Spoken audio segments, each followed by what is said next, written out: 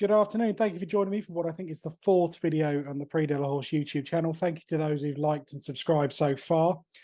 Back in January, it's absolutely freezing cold here, so I apologise for the background noise, but I'm out in the office and we've got to have the heater on out here because there's no radiator. I just wanted to have a quick video. I've been asked quite a few questions about a few of the French horses who've appeared in the betting or the Antepost markets for the Cheltenham Festival. So I thought I'd pick through a few of those that are obvious, some that I think will run, some that I think got no chance of running, just to give you a brief summary. And I've found five. We're going to kind of work in reverse order, I suppose, in terms of how likely I think they are to turn up and where they are to run. Don't forget, if you do like this video, please don't forget to like it. Make sure you subscribe to the channel. I'll try and get some more consistent content out over the weeks to come.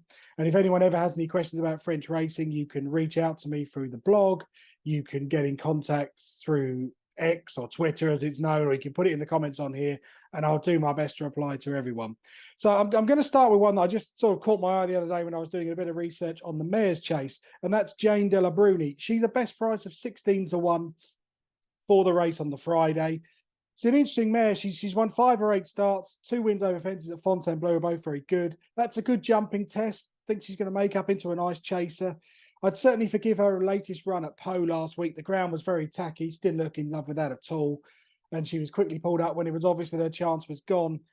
I guess the doubts I would have is really whether she's quite got the ability to figure in a Mare's Chase. Her official rating for the French handicapper would give her a BHA mark of 123. On my figures, I've not got her running anywhere beyond 130 in her career so far. And I just think she'd be outclassed by the likes of Dino Blue and Limerick Lace. I can't really see her troubling the principals. 2.5 miles round Cheltenham on the new course doesn't yet look like it's going to be her bag. And I think it's also interesting that the Laganesta Macaire training partnership, since they teamed up, they've yet to have a runner in the UK. And I think this one will be a real surprise for me, especially the fact that she ran at Pau. I think you'd probably need non-runner no bet if you did fancy that she was worth a go. And even if you did, I think it's asking a lot for her to hit the frame. Then we move to the cross-country chase. A couple here that feature in the betting. First up, we've got Hip Hop Conti. He's the best price of 20-1. He's won 5 cross-country races in France, all down at Pau. Returned from an absence last week to win by 13 lengths on the cross-country track there. He'll definitely stay. He's a really solid jumper. Emmanuel Cleo is an excellent trainer of cross-country horses. He's actually had a couple of winners at Cheltenham in the past, so there is a bit of hope there. The issue, I guess, is with the cross-country race, as it has been for a number of years, is that you now get a race full of Grade 1 Irish horses, Delta Work, Conflated May Run, Galvin. And I think that's just putting off so many of the French trainers. They have genuine cross-country specialists, and they're trying to take on Grade 1 horses on level weights. He's got an official rating equivalent to 120, so on the pure figures, he's got 2 stone to find, even to be competitive. And I just think they're far more likely to stay at home with him. I don't think they gain an awful lot by being an also ran in a Cheltenham cross country when they could finish the season at Pau and look for other cross country targets. Perhaps Leon Dongier may come on their radar. It's a similar story with Eloa Conti. She's also trained by the Laganesta Macaire training partnership. She's 20-1. I'm not surprised to see her in the betting because she actually won 7 cross country races in a row between the end of 2022 and the end of 2023. Her limitations were perhaps exposed a little bit at Pau last weekend. She was only 4th when she was sort of stepped up against more convincing cross-country horses. She'd been doing all her winning in the provinces. She's another one with an official rating. The BHA would say she's a 117 rated mare. And on these terms, I think it's highly unlikely that she'll turn up. I can't imagine that the Laganesta Macaire team would want to send a filly to a race like this. And I think it'll be another one that just, even with non-runner, they bet wouldn't really interest me. So that's kind of the ones that I don't think will turn up. Now let's talk about the 2 superstars, if you like, who've got much more chance of running. We'll cover Ile Francais first. I thought he was absolutely magnificent at Kempton. I had my doubts about him. I wondered whether the different style of track, the different style of fence would play to his strengths, whether he'd get a soft lead. And he absolutely battered them. Superb performance. I think on the day, connections might look at it and think, if we'd have run in the King George, we might have won that as well. He's got an entry in the Turner's Novice Chase. He's the best price 12-1 for that.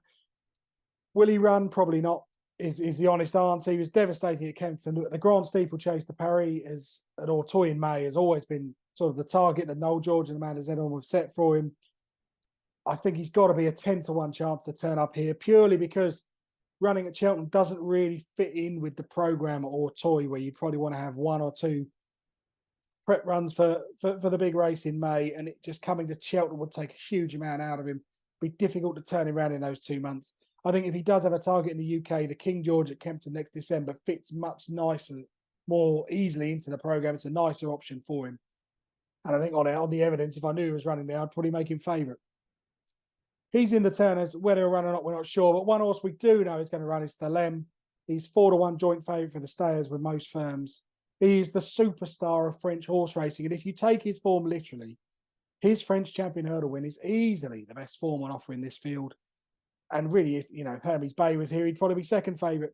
Yeah, the likes of Classical Dream, Flooring Porter, and Hewick in trouble a long way out. He's miles clear of them at the finish, going further away. If this race was at Ortoy, he'd be an even money shot, and he'd probably win by a furlong. The race isn't at Ortoy, but I think he's so classy. I've seen several shrewd judges suggest that the track may not play to his strengths. I don't really worry about that. I think he's got so much class, he'll handle that. He's going to have a prep run on the flat as a sort of pipe opener. He began his career on the flat. I don't think that's an issue either. If the ground came up really bad for their first option, there's a few all-weather options they could look at as well. I think this is just to keep him on the go, because there are limited options in the depths of winter for a classy horse like him. Ortoy is where you go with a 160 rated hurdler. You could look at something at Poe, but would you want to run on deep ground on a flat right-handed track that gets no benefit at all? Probably not. So I'm really not worried about his preparation. The concern I would have with him is the style of racing. So when they race at Ortoy on the final circuit, they cross the winning line. They then take 6 hurdles in the space of 7 furlongs to get to the third last at the end of the back straight. And what happens there in the vast majority of races, the horses sort themselves out into an order. They go around jump those 6 hurdles. And then when they jump the third last, the jockeys who are still going well move to the front and they contest the finish. That is entirely different to the new course at Cheltenham, where you only jump 2 hurdles in the final 7 furlongs. It's a much more of a stamina test.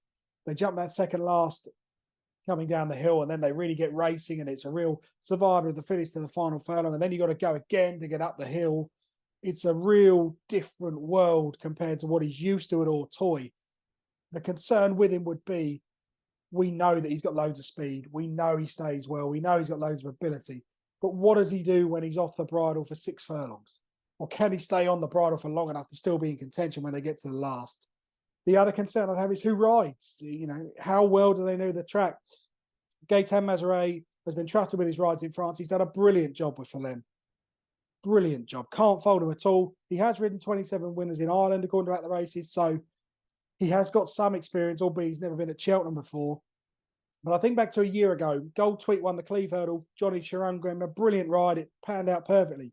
Then he comes to the Stayers hurdle, drops him in, gives him a not such a good ride, and he gets absolute pelters for it. But I think what people don't understand is Johnny Sharon was simply riding a French race. He was travelling in the right place that he fought for his horse. He was getting to the second last, and then he was seeing what he had left. And he just didn't appreciate that the new course at Cheltenham, the races get going a lot earlier, and he had left with far too much to do. Whether they leave Gaëtan Mazeray on board, whether they go to someone like James Reevely, who knows? Personally, if it was me, I think that the right decision would be to stick with Mazeray. I think he's done a really good job, and I think it's worth giving him the chance. For me, if Thelem is in contention when they turn for home, he's going to win, because he is a superstar stayer in against a load of horses who are either not superstars, they're failed chasers, they're too slow for anything else. I think he's got so much class about him, but the question for me is, can they keep him in contention? The price is long gone. He was put up on by Pricewise on the Racing Post jump season preview. I think the Racing Blogger put him up. And the minute that happens, people jump on and they think they're getting an edge. And well done if you have, because he's 4-1 and he was as big as 20s earlier in the season. But I don't think anything is likely to happen between now and March to make his current price of 4-1 change. So you may as well wait for the day. You'll probably get extra places if you want a bit of each way thievery. For me, as I said, it's all about where he is in the closing stages. If he jumps the last on terms, he's miles better than these and he's going to win easily. But the question to me is, whoever rides, can you keep him on the bridle for long enough, and can you get him in the right place this year? Thank you very much for watching. If you have any questions about my notes, or you want any further information, don't hesitate to contact me, and I'll be back shortly with another video.